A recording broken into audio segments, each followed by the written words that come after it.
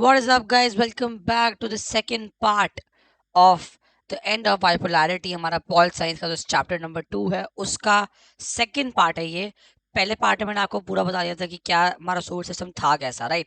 कि solar system शुरू कहाँ से हुआ, यूएसएसआर बना कैसे, उसके लीडर्स कैसे थे, क्या सिस्टम था वहाँ पे, कैसी चीज़ें उनकी अच्छी थी, क्या चीज़ें उनकी खराब थी. तो हमने वो सब तो देख लिया. बट अब जाके हमको ये देखना है कि यूएसएसआर जो था वो गिरा कैसे, उसका ड्रॉप, उसका फॉल, उसकी डिसइंटीग्रेशन हुई कैसे. इतना बड़ा जो एक बन रखा था हमारा सुपर पावर, जो जो जो यूएस को कंपटीशन दे रहा था, जो यूएस आज की डेट में सुपर हम मानते हैं, यूएसएसआर क्यों नहीं है अभी, वो कॉजेज क्या थे, वो कॉन्सिक्वेंसेज तो मैं नेक्स्ट पार्ट में कराऊंगा. बट वो कॉजेज क्या थे हमको वो समझना है, क्योंकि ये बहुत इंपॉर्टेंट टॉपिक है. इसमें बोर्ड का क्वेश्चन आ सकता है कि what were the causes of the disintegration of USSR. ये बोर्ड में क्वेश्चन आता है, आपको सुनाना पड़ेगा. ये मोस्टली आपका आएगा 3 नंबर में, वरना ये आपको वो पूछेंगे 8 मार्क्स में अबाउट सोवियत सिस्टम. तो उसमें आपको कॉजेज लिखने पड़ेंगे, कॉन्सिक्वेंसेज, शॉक थेरेपी में क्या हुआ. देखिए मेन पहले तो दे दो डिस्क्रिप्शन की था क्या हमारा सोवियत सिस्टम, राइट? फिर आप आओगे कॉजेज कॉन्सिक्वेंसेज पे, तो वो आपका सेकेंडरी चीज आती है. आ, अगर 8 मार्कर आता है उसके अंदर, वरना 3 मार्कर में आता है कि what were the causes for disintegration of USSR. ठीक है, तो शुरू करते हैं. गॉर्बाचेव एंड द डिसइंटीग्रेशन, हमारा टॉपिक ये रहने वाला है आज का. गॉर्बाचेव एंड द डिसइंटीग्रेशन. ठीक है, गॉर्बाचेव थे कौन? तो मिखाइल गॉर्बाचेव जो थे वो जनरल सेक्रेटरी बनते हैं. कहाँ के? Communist party of the Soviet union के 1985 में. तो बेसिकली क्या होता है देखो, 1985 में ना हमारे मिखाइल गॉर्बाचेव जो होते हैं वो बन जाते हैं जनरल सेक्रेटरी. कहाँ के? Communist party of India, Soviet union के. ठीक है, उनने क्या करा, उन्होंने कहा मैं रिफॉर्म्स लाऊंगा. कहाँ? यूएसएसआर में. कहते हैं मुझे जो है, हमारे जो लोग हैं इस इधर जो रह रहे हैं, जो वेस्ट में जो डेवलपमेंट्स हो रही हैं, उनको उससे अब्रेस्ट करना, मतलब उनको बताना है कि भाई डेवलपमेंट हो रही है. ऐसा नहीं है कि सिर्फ हम ही हैं जो कुछ कर रहे हैं, नहीं. यूएस से भी है, जो वेस्टर्न कैपिटलिस्ट लोग हैं वो लोग भी कुछ कर रहे हैं. और ये जो चीज़ हुई, जब इसने इसने दो चीज़ें, दो दो हमारे वो थे रिफॉर्म्स. ऐसे लिखा नहीं है इस बुक में आके, पर ऐसे याद याद रखना. ग्लास नॉट और पेरिस्ट्रोकिया. पेरिस्ट्रोकिया, ये आके दो रिफॉर्म्स थे जो ये लाना चाहता था. ठीक है, ताकि जो इसके लोग हैं, जो देखो अगर यहाँ यूएसएसआर है, यहाँ पे आपका यूएसए आ गया, राइट? ये आपका यूएसए है. ठीक है, ये जो है ये आपका आ गया यूएसएसआर. ठीक है, अब वो क्या चाहते थे, वो चाहते थे कि जो यहाँ पे जो भी चीज़ें हो रही हैं, सॉरी, वो जो यहाँ जो हो रहा है हम उसके बारे में बताएंगे इनको. हम कुछ हाइड नहीं करना चाहते हैं इनसे. इनका मेन मोटिव ये होता जब ये आए थे. ठीक है, तो इसके लिए जब ये सब होने लगा तो लोगों को समझ में नहीं आता कि भाई ये हो क्या रहा है. वो समझ नहीं पा रहे थे भाई यहाँ पे इतनी डेवलपमेंट हो रही है, हमारे यहाँ पे बहुत ही कम हो रही है. तो इस चक्कर में ना बहुत सारे अपनी गवर्नमेंट के अगेंस्ट बहुत सारे होने लगे प्रोटेस्ट. ठीक है, देखो यहाँ पे लिखा भी है, प्रोटेस्ट होने लगे थे अगेंस्ट द ओन गवर्नमेंट्स. ठीक है, तो जब ये सब हो रहा था तो मोस्टली क्या होता था, सोवियत कंट्रोल जो था वो ऑटोमेटिकली ना इन सब जगहों पे बंदे बंदे भेज के अपने जो डिप्लोमेट्स होते हैं उनको भेज देता था कि आप जाओ और यहाँ पे संभालो ये चीज़ों को. ठीक है, पर गॉर्बाचेव के अंडर ये नहीं हुआ. गॉर्बाचेव के अंडर ये हुआ कि उनने इंटरवीन ही नहीं करा. They did not intervene. And इसकी वजह से डिस्टर्बेंस इतनी बढ़ गई कि वहां पे कोलैप्स शुरू हो गया उनके गवर्नमेंट का.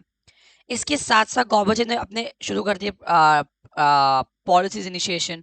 ठीक है, जो इसके इकोनॉमिक एंड पॉलिटिकल रिफॉर्म जो थे उसने शुरू कर दिया कि मतलब आप इसको लगा दो काम पे, कि अब ये पास हो गया, इसको कर दो कि अब यहाँ पे ये शुरू हो जाएगा. मतलब अगर मैं ये बोलूँ कि इंडिया में वोटिंग में 16 ईयर्स की कर दूं, तो मैंने ये बोल दिया कि भाई कल से बस उसको लगा दो कि कल से 16 ईयर्स वाले लोग वोट कर सकते हैं. तो उसने वैसे कहा था कि अब से जो मेरे आप दो रिफॉर्म्स हैं अब वो चलेंगे, वैसा हुआ था. ठीक है, तो यहाँ पर उसको अपोजिशन बहुत ज़्यादा मिली. अपोज जो करा, किसने करा?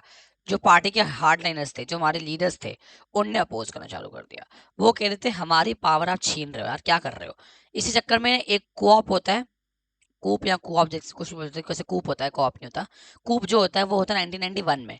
ठीक है, जो सीपीआई के हमारे जो हार्ड लाइनर्स होते हैं वो कर देते हैं. सीपीआई नहीं बोलते, सीपी बोलते हैं, कम्युनिस्ट पार्टी ऑफ इंडिया नहीं है, सीपी जो होते हैं हमारे, उसके जो हार्ड लाइनर्स होते हैं वो ये कूप जो होता है करवा देते हैं. बट तब तक इतना जो आपका पूरा रिफॉर्म चल रहे थे, या आपने यहाँ रिफॉर्म डाल दिया, या आपने यहाँ एक रिफॉर्म डाल दिया, इधर भी रिफॉर्म हो गया, इधर भी रिफॉर्म हो गया। अब जो लोग यहाँ रह रहे हैं, राइट, जो लोग यहाँ रह रहे हैं, अब उनको तो पता है ना भाई डेवलपमेंट कैसी हो रही थी वहां पे।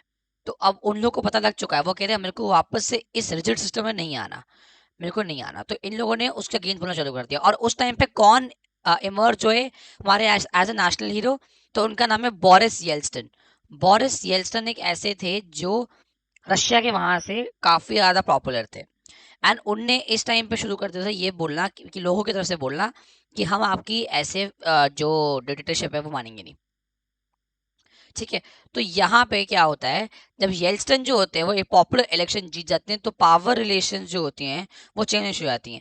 सोवियत सेंटर जो था अभी तक, अगर यहाँ पे इस जगह पे इधर पावर थी, तो अब वो यहाँ शिफ्ट होने लग गई थी।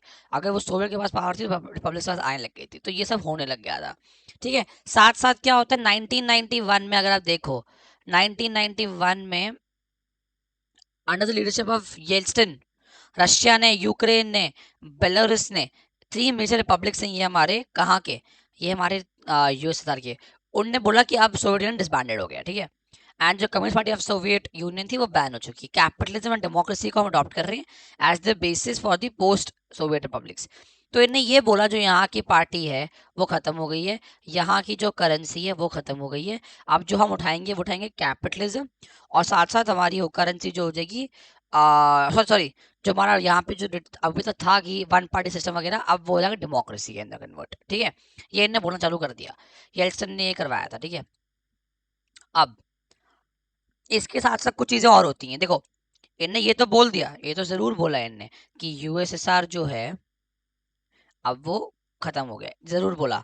पर साथ साथ इनने क्या करा, इनने बना ली CIS, Commonwealth of independent states. ये मैं आपको डिटेल में पढ़ाऊंगा जब मैं पढ़ाऊंगा आपको आर टॉपिक्स। पर CIS जो था वो था कॉमनवेल्थ ऑफ इंडिपेंडेंट स्टेट्स। ठीक है, इसके साथ साथ रशिया को एक्सेप्ट करा गया था as the successor of the Soviet Union. ठीक है, जो UNSC जो थी हमारी यूनाइटेड नेशन सिक्योरिटी काउंसिल, उसकी जो सीट थी वो रशिया ने ले ली। ठीक है, साथ साथ रशिया ने सारी इंटरनेशनल ट्रीटीज जो थी, जो कि टेक्निकली आपकी सोवियत यूनियन की थी, वो ये साइन करने लग गया था। ठीक है, और साथ साथ इनकी सारी न्यूक्लियर जो पावर थी वो इसके पास आ गई थी, सब कुछ इसको दे दिया गया था ऑटोमेटिकली। साथ साथ सोवियत यूनियन को बोला गया था कि अब ये डेड एंड बरेड हो गया। ठीक है, तो यहाँ तो आपका जो पार्ट था आपको समझ में आया हो, आई होप। मैं आपको फिर से कराऊंगा ये रिवीजन में, फिर से कराऊंगा जब मैं एक बार खत्म करता हूँ पूरा। पर अभी हम नीचे चलते हैं। ठीक है, अब ये बहुत इजी सा चीज है, ये सिर्फ इसका एक समेशन हो रहा है कि कॉजेज क्या थे। देखो क्या पूछा है यहाँ पे कि why did the Soviet union disintegrate, Soviet union disintegrate क्यों करा, ये जो आपका यहाँ लिखा है why did the Soviet union, का क्वेश्चन बन सकता है ऐसा, why did the Soviet union disintegrate. तो कॉजेज हो गए ना आपके कि डिसइंटीग्रेशन हुई क्यों थी। तो उसमें सबसे पहला पॉइंट आपका क्या आना चाहिए, सबसे पहला पॉइंट आपका क्या आएगा, यह आएगा कि इंटरनल वीकनेसेस आ गई थी, जिसकी वजह से जो हमारी पार्टीज थी, जो एस्पिरेशन थी, जैसे अगर इतने सारे लोग यहाँ रह रहे हैं और ये आपकी पार्टी है, तो इनके जो एस्पिरेशन है उनकी गवर्नमेंट के साथ, उसको ये मैच नहीं कर पा रहे थे। साथ साथ इकोनॉमिक स्टैग्नेशन कैसे हो गई थी, क्योंकि इन लोगों ने इतना पैसा लगा दिया इन्वेजन में, न्यूक्लियर मिलिट्री पावर में, साथ साथ इन लोगों ने इतना पैसा लगा दिया सैटेलाइट स्टेट को मेंटेन करने में, कि अब इनको कंज्यूमर शॉर्टेज होने लग गई थी। एक large section of Soviet Union, Soviet society began to doubt and question system and do so openly। तो दिक्कत इतनी हो गई थी कि इन लोगों ने इतना पैसा मिलिट्री और हमारा जो न्यूक्लियर पावर हो गया, हमारा सैटेलाइट स्टेट्स हो गई, इनको मेंटेन करने में जो पैसा लगा दिया, इन्वेजन शुरू कर दी है, वो कर दिया, शुरू कर दिया, उस दिक्कतों में इनका जो मेन जो सस्टेनेंस था वो खत्म होने लगा था, वो अब वो दिक्कत में आ चुका था। ठीक है, तो ये हमारे 2 पॉइंट हो गए। इसका अगला पॉइंट देखो क्या था, 2 पॉइंट तो समझ में आ गया आपको। थर्ड पॉइंट क्या था कि ऑर्डिनरी सिटीजन जो थे, अब उनको पता लग गया था कि भाई वेस्ट में हो क्या रहा है, इतना एडवांसमेंट जो आपकी वेस्ट में चल रही है, अब मेरे को पता है। अब उन they could see the disparities, जो डिस्पैरिटी गवर्नमेंट में आ चुकी थी कि मतलब भाई यहाँ पे इतना कंट्रोल कर रहे हैं, वहाँ पे छोड़ दे रखी है पूरी, ये तो इतना बढ़िया सिस्टम है। तो अब उसकी वजह से यहाँ पे बहुत ज़्यादा डिक्लाइन होने लगा था इनकी बार का। जब हमने देखा कि ईस्ट यूरोपियन कंट्री सबसे पहले शुरू हो गया था ये चीज़, कि वो लोग मान ही नहीं रहते कि हमको आपके साथ रहना, उन लोगों ने पब्लिक से सपोर्ट करना शुरू कर दिया था, तो वो सब हो रहा था।